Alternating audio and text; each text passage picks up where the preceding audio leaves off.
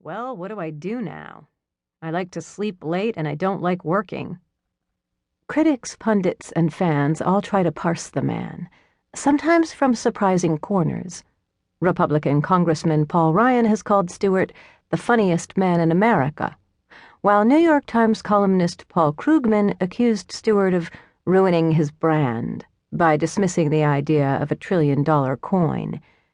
But really, he claims that what makes him tick is pretty simple. I think of myself as a comedian who has the pleasure of writing jokes about things that I actually care about, and that's really it, he stressed. I have great respect for people who are in the front lines and the trenches of trying to enact social change, but I am far lazier than that. I am a tiny, neurotic man standing in the back of the room throwing tomatoes at the chalkboard. When we come to work in the morning, we say, "Did you see that thing last night?" And then we spend the next 8 or 9 hours trying to take that thing and turn it into something funny. Regular fans of the show know that in Stewart's eyes, nothing is sacred.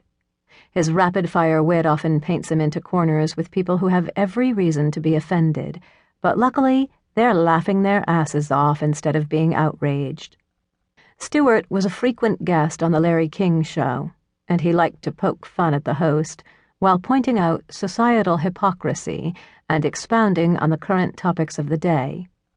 "We think about all the wrong things rather than solve the problems," he told the oft-married King back in 2004, "and we freak out by gay marriage. I mean, honestly, have you ever been in a gay marriage? I hope I'm not prying." King's response? "No, I have not." Stewart: "I just thought law of averages and all that. I mean, how many out of 20? How many has it been?" King: "Stop." Stewart: 10% of the country is gay, and you've been married 20 times, so I figured 2 of them had to be... No?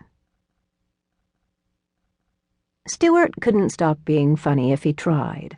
After all, his humor has always been fueled by his deep sense of frustration at the injustice, lies, and hypocrisy that are everywhere he looks.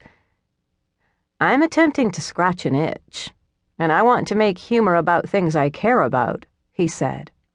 "People always ask where the jokes come from.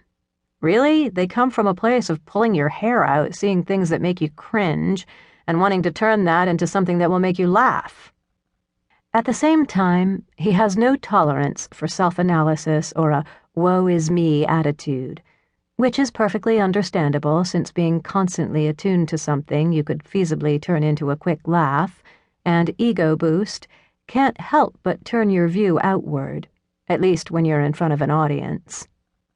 So, when Oprah put him on her couch in 2005 and promptly proceeded to start delving into the cause and effect of his life, he quickly waved away her probing questions. "If you looked at anybody's life, you could find the pain in it, and say that what they do is born of that pain," he patiently explained. But Oprah wasn't done. When she asked him if he was teased as a child, he'd had enough and shot back, "Who wasn't?" But he does admit that his childhood has unalterably shaped his life and sense of humor. "A part of me is probably still trapped in whatever emotional state I was in at 14 years old, when my nose and head were the same size they are now, but my body was half its weight," he said. "I think there's a part of you that's always stuck in that.